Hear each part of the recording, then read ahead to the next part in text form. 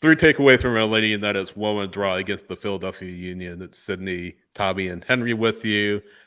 Another chance where Atlanta United, we'll talk about a little bit later, but another opportunity for Atlanta United to make movement in the standings, but they didn't do it. So we got to talk about it tonight, guys. But before we do, Atlanta United fans, you can win an exclusive experience at Atlanta United Children's Healthcare Atlanta training ground, including official kits, player appearances, and more with the American Family Insurance Camp United sweepstakes.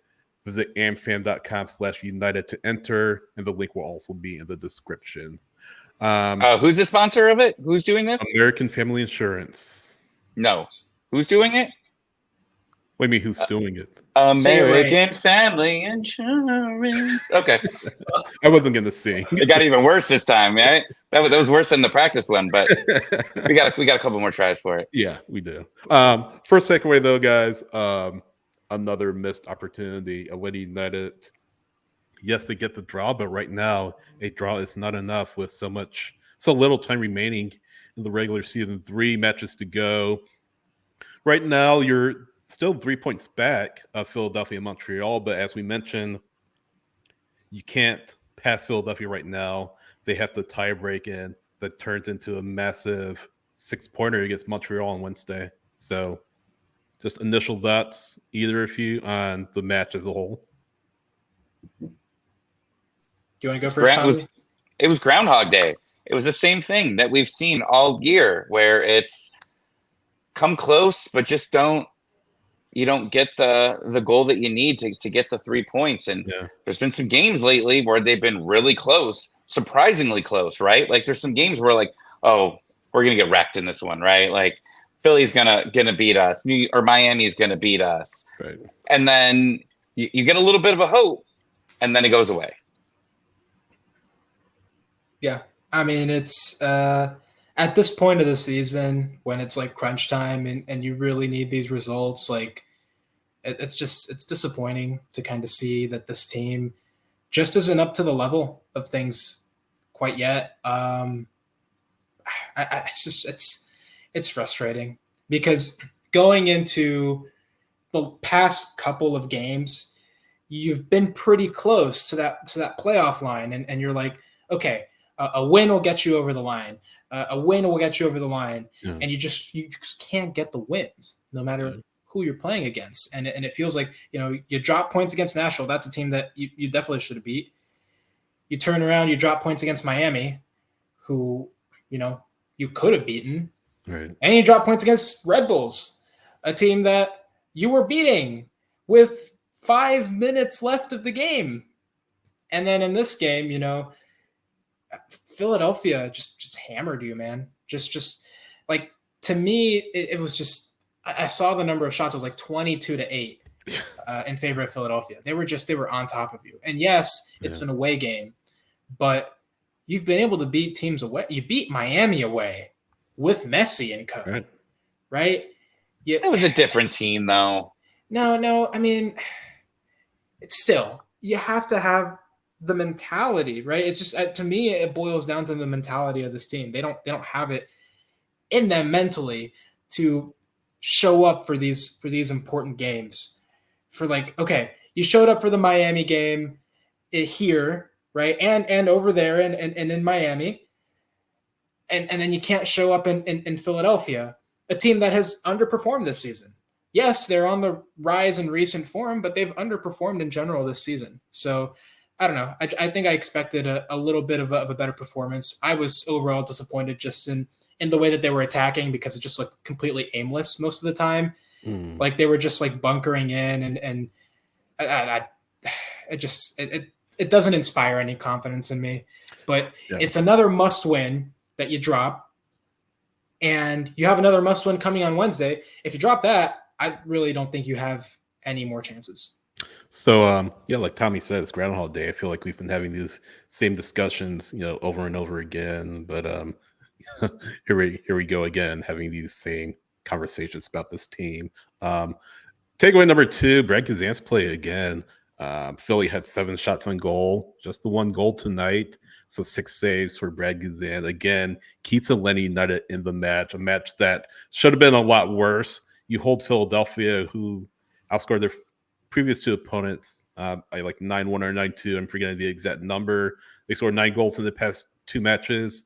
They come against Atlanta and they just score the 1 goal. So again, more credit to Brad Guzan and trying to keep Atlanta in it. Eventually, Saba scores, but you don't get that second goal to come away with the win. So again, giving him his flowers that he deserves, especially after a terrific match against Red Bulls. He follows it up again with another strong performance against the Union. Yeah, you're making a hard decision. Like, people don't want to hear that because I think people were just like, Brad's gone. Yeah. Right? Brad's gone. It's Not clear. a PA to say about it. Right. There's an option, but we're not going to take that option because this is just an easy decision to make. But he's given you a really hard decision in an offseason where you have so much movement that's going to be happening. Now you've got to start thinking about, well, it might just be easier to keep him for 1 more year because he's obviously been so good, right? And it is a hard decision because I never thought, beginning of the end of February when we were there for the opener, that there'd actually be talk of this in almost October that we might keep Brad next season. That's just it's a complete shock to me at this point. I said this in the watch along, and I'm going to say it again. But to me, Brad Guzan has been the team MVP this season. He's been phenomenal. He's had a great season, and he's one of, if not like just the biggest reason that Atlanta United still mathematically has a chance to get into the playoffs.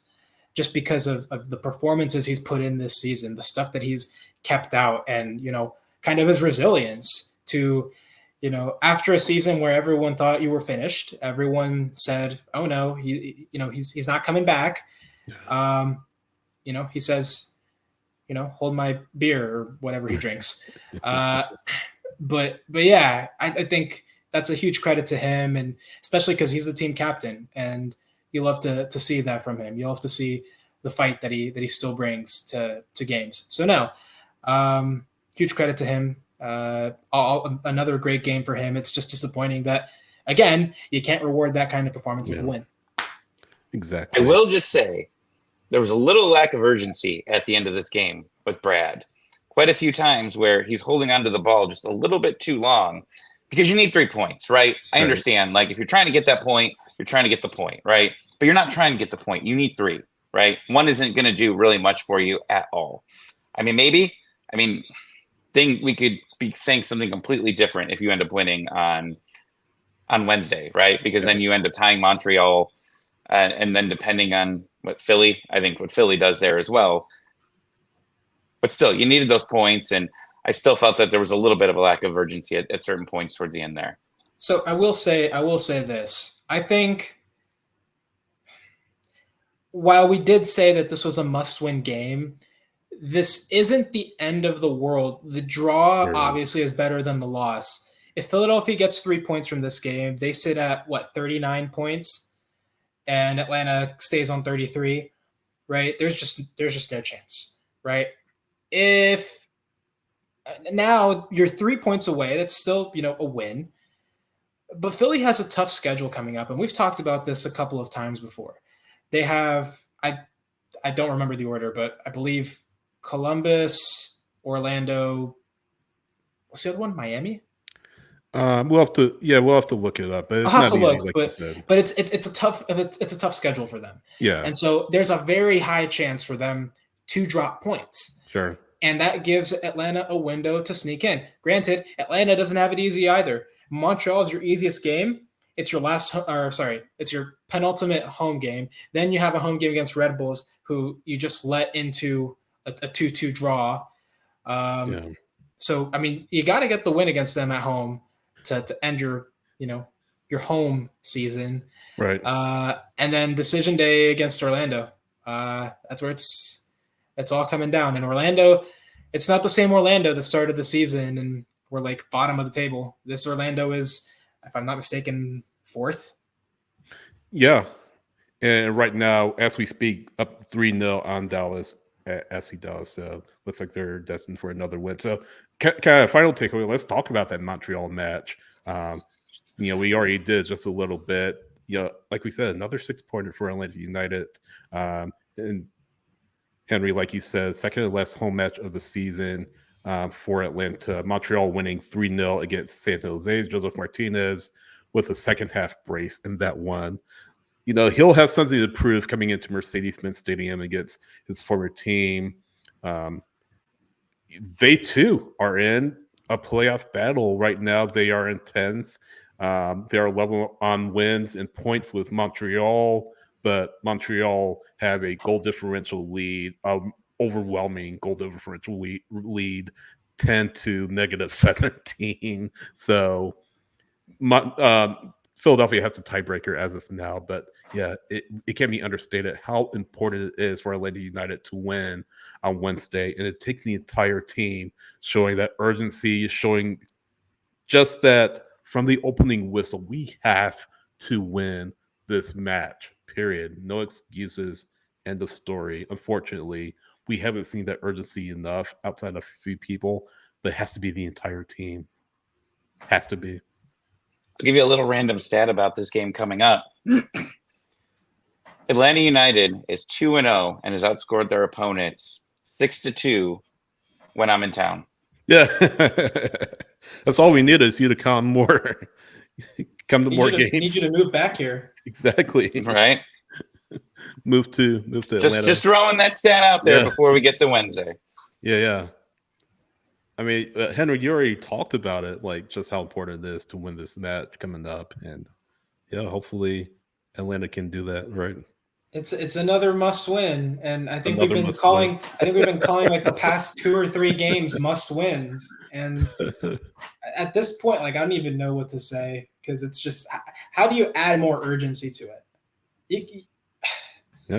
If you can't beat Montreal at home, I don't know how you're going to beat Red Bulls. We said that against Nashville. Last place Nashville. We said that. Yeah. And we got embarrassed. Again, Groundhog Day. Exactly. Yeah. We're going through the same thing over and over again. But yeah, Montreal, Wednesday. Join us for our coverage, scarsofspecs.com here on YouTube, etc. MLS Monday, 7 p.m.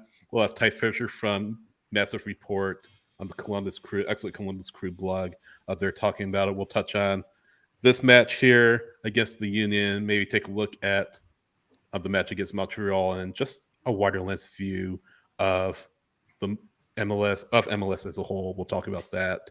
Remember it again, American Family Insurance, Camp United sweepstakes. We'll put the link in the description. Let us know what you think of the match. Let us know in the comments. Let us know on social what you thought. And we'll see you next time. So long. American Family Insurance.